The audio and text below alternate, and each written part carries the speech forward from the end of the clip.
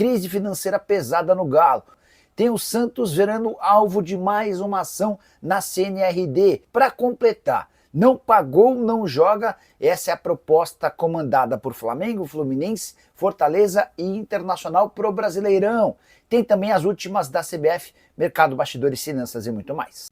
Fala aí pessoal, sou Jorge Nicola, bem-vindos a mais um vídeo do canal. Sempre bom ter vocês por aqui, sem perder tempo, pedir para deixar like, se inscrever no canal e ativar as notificações. Bora falar agora sobre o Clube Atlético Mineiro, crise financeira das mais pesadas entre os times que se tornaram SAFs. Em geral, os clubes brasileiros que viraram sociedades anônimas do futebol foram buscar essa alternativa por conta da questão financeira. Mas no Galo a coisa não funcionou, nem melhorou a partir da transformação e da chegada de Rubens Menin, Rafael Menin, Ricardo Guimarães, entre outros. Importante lembrar que assim que virou SAF, o Atlético previu o ano de 2026 como o ano em que suas dívidas estariam zeradas. Nesse momento não há nenhuma previsão de quando isso pode acontecer. Até porque, nesse momento, as dívidas do Galo bateram na casa de 1 bilhão e 800 milhões de reais, números que constam no balanço financeiro de 2024. Por falar em 24, no ano passado, o Atlético registrou um prejuízo de 299 milhões de reais, são quase 300 milhões no vermelho. A dívida cresceu em 400 milhões, saltando de 1 bilhão e 400 para 1 bilhão e 800. E o que mais preocupa são as dívidas bancárias, que equivalem a 941 milhões de reais. Galo que chegou a atrasar pagamento de salários e também direitos de imagem e hoje tem 5 processos contra si de clubes brasileiros. O Botafogo requer grana pelo Júnior Santos, o Cuiabá briga para ganhar dinheiro do Daverson, Corinthians quer ganhar do Fausto Vera, todas as parcelas atrasadas, tá? O Atlético Paranaense reclama do não pagamento do Coelho, enquanto o Curitiba também tem dinheiro a receber atrasado pelo Natanael. Bora falar sobre mais atraso, dívida e questões como essas envolvendo o Santos. O Galo cobra do Peixe, na Câmara Nacional de Resolução e Disputas, uma dívida de 5 milhões e 100 mil reais pela compra do meio-campista Patrick. Essa compra aconteceu na temporada passada, mas o Santos iniciaria o pagamento da compra do Patrick nesse ano. 12 parcelas. O valor de 5 milhões de reais seria totalmente quitado em 2025. Só que sabe quantas dessas parcelas o Santos pagou? Absolutamente nenhuma. As 3 primeiras venceram e o Galo levou o caso à Câmara Nacional de Resolução e Disputas para fazer a cobrança. Um dos grandes problemas do futebol brasileiro hoje, além da inadimplência, é a lentidão da justiça. O caso da CNRD. Os processos demoram 2, 3, 4 anos e causam, nos próprios clubes que devem, a impressão de que esse problema é um problema menor, que vai ser resolvido no futuro. É por isso que quase todos os times no Brasil se processam na Câmara Nacional de Resolução e Disputas sem nenhuma convicção de que a coisa vai mudar tão cedo. Bora falar agora sobre uma proposta de Flamengo, Fluminense, Fortaleza e Inter. E em meio ao caos financeiro e de dívidas se acumulando entre clubes de futebol, rolou um simpósio desses times nessa sexta-feira e os 4 optaram ou sugeriram que quem não paga jogador não pode utilizá-lo. Essa reunião aconteceu em meio ao 2º simpósio de direito esportivo na sede do Fluminense, que contou com as presenças dos presidentes de Fluminense, Flamengo, Fortaleza e também Internacional. O Mário Bittencourt, presidente do Flu, sugeriu o seguinte, abre aspas, se comprou o jogador e não pagou, ele não joga. Se você tirá-lo da rodada, você já volta a ter equilíbrio competitivo. Automaticamente o clube vai parar de contratar, sugere o Mário Bittencourt. O BAP, presidente do Flamengo, foi além e reclamou dos clubes que viraram SAF e não pagaram. Para o BAP, a solução está em perda de pontos para clubes que atrasarem pagamento para outros times com a compra de jogadores. Importante lembrar que o Corinthians foi citado em 2 casos diferentes. O Fluminense e o Fortaleza fizeram questão de apontar o Corinthians como um clube mal pagador. Em 2024, por exemplo, Fortaleza acabou sendo eliminado pelo Corinthians na Sul-Americana, Fortaleza com seus salários absolutamente em dia, o Corinthians com enormes problemas financeiros. Já o Fluminense fez questão de citar o Corinthians quando ambos brigavam contra o rebaixamento também em 2024. O Corinthians saiu gastando muito mais do que o Fluminense, escapou da zona do rebaixamento e ainda garantiu vaga na Libertadores da América. Só para completar sobre esse encontro, a curiosidade, O Internacional, que estava presente, representado pelo seu presidente, hoje tem uma dívida com o Thiago Maia, justamente com o Flamengo, um dos outros integrantes do debate entre os 4 clubes. Bora te atualizar agora sobre a CBF e a eleição marcada para presidente, eleição marcada para o dia 25, um domingo, véspera da apresentação de Carlo Ancelotti. A curiosidade é que o domingo, em que se marcou essa eleição às pressas, tem, por exemplo, rodada de Campeonato Brasileiro com o Palmeiras e o Flamengo, 2 dos principais candidatos ao título. Tudo indica que Samir Chaud deva ser o único candidato, é que ele já conseguiu o apoio de 22 das 27 federações, e para que você se candidate à presidência, você precisa do apoio de pelo menos 8 federações. Dessa maneira, a menos que alguma federação mude de lado, e dá para dizer que não teremos um candidato de oposição. É bem verdade também que o Edinaldo Rodrigues trabalha na justiça para cancelar essa eleição, para que ele tenha a oportunidade de voltar à presidência da entidade máxima do futebol. E aí queria falar um pouquinho sobre o Samir Chaud, que é, ao que tudo indica, o grande candidato a suceder o Edinaldo. Esse cara é médico, 41 anos de idade, super respeitado em Roraima, mas o histórico dele dentro do futebol é zero. Ele acaba de ser eleito presidente da Federação de Roraima, mas ainda nem tomou posse. O maior elo dele com o futebol é seu pai, que está 40 anos na Federação de Roraima. E ninguém vai me convencer de que a Federação de Roraima possa ser um grande trampolim para a CBF. Afinal de contas, são só 10 times filiados à Federação de Roraima.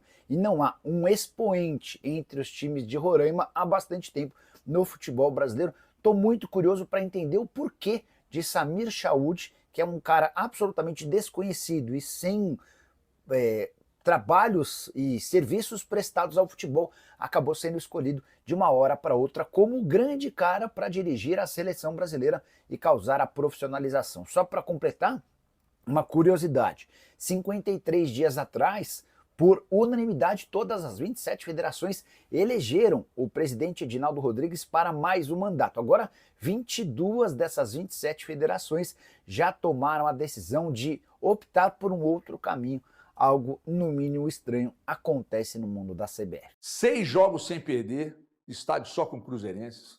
É favoritismo no clássico, é, Lulu? Favoritismo mesmo? Nossa, você tá demorando demais para responder. Tem que pensar que você fica posando de destemido. Você fica falar que é favorito? É que eu tenho um problema sério com 50%. Tudo pra mim é 50%, Everton. Sério? Tudo é 50%. Nossa. Então 50% de chance. Só que vamos lá, vamos agora colocar a bola no chão realmente. O Cruzeiro, eu acho que vive um momento melhor do que o Atlético. Tem a questão da torcida. Tem a questão de ter um padrão de jogo mais definido. O time titular do Cruzeiro hoje tem um padrão de jogo mais definido, sofre com menos desfalques neste momento o Cruzeiro, e isso tende a levar o Cruzeiro para um favoritismo. Só que a gente vivenciou nesses últimos anos, ao longo da história, né, clássicos, quando o Cruzeiro esteve na Série B, por exemplo, o Atlético ganhou a maioria dos clássicos, o Cruzeiro chegou a ganhar 2 ou 3 clássicos nesse período, que as coisas meio que se igualam ali, até de maneira inexplicável. Ou explicável, porque um time fica ali muito focado, o outro, às vezes, não está tão focado e qualquer detalhe num clássico faz a diferença. No Campeonato Mineiro, a questão da expulsão do Gabigol mudou completamente a circunstância do jogo. Eu achava o Cruzeiro, naquele momento, favorito em relação à partida, que o Atlético venceu por 2-0, mas uma expulsão no primeiro tempo muda o panorama de um jogo. Então, várias coisas podem acontecer. Então, é difícil a gente falar, o Cruzeiro é favorito. O Atlético deu uma recuperada nos últimos jogos. E o Cuca, Everton, é muito esperto para esse tipo de jogo. O Cuca vai fechar o meio-campo do Atlético. A expectativa é do Atlético dar a bola para o Cruzeiro e o Galo ali tentar apostar nos contra-ataques. Eu acho que vai povoar o meio-campo. Se bobear, aparece um Igor Gomes ali no Atlético para povoar esse meio-campo. Valu foi o pai dessa primeira ideia aqui, não foi? Valu? Foi. Foi, Valuzinho? Foi. De encher mais o meio-campo, principalmente no clássico. É que assim, tudo que eu pelo menos vou falar aqui, fica até o momento que o árbitro no domingo apitar o início da partida. O Cruzeiro é a única equipe mandante até aqui que tem 100% de aproveitamento, venceu o Mirassol, o Vasco, o Flamengo e o Bahia. O Cruzeiro tem se apresentado coletivamente melhor do que o Atlético, em jogos menos complicados. Para relativizar, A gente pode colocar o Sport ali, talvez, do mesmo nível que o Caracas, né? O Cruzeiro venceu com mais facilidade, eu acho, até o Sport. O Cruzeiro teve o Flamengo recentemente. O Atlético, a gente tem que lembrar, vive um bom momento também no Campeonato Brasileiro, são 4 jogos de invencibilidade. As 2 maiores sequências de vitórias hoje no Campeonato Brasileiro são de Cruzeiro e Atlético, respectivamente. O Cruzeiro vem de 3 vitórias consecutivas, o Atlético vem de 2 vitórias consecutivas. Por questões coletivas do Cruzeiro neste momento, eu coloco um ligeiro favoritismo para o Cruzeiro, 51-49, mas repito, tudo isso que eu coloquei, a partir do momento que a bola começar a rolar no domingo, fica de lado.